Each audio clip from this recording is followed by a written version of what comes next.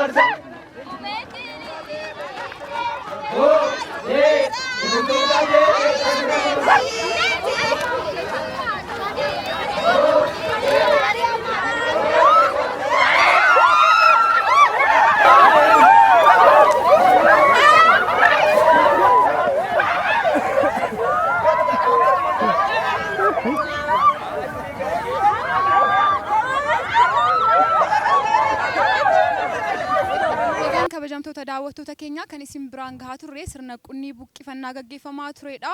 Amma immoo egaa qunnii buqqifatan shamarran qunnii buqqifatan egaa shamarreen bira argamtu biratti kan isaan kaawwatanii maaliif akka kaawwatan immoo egaa shamarraa kan dhageenyu ta'a ammas nu waliin tura. Mee walaa barru maqaatiin? Maqaan koo Biliseedhaan jedhama.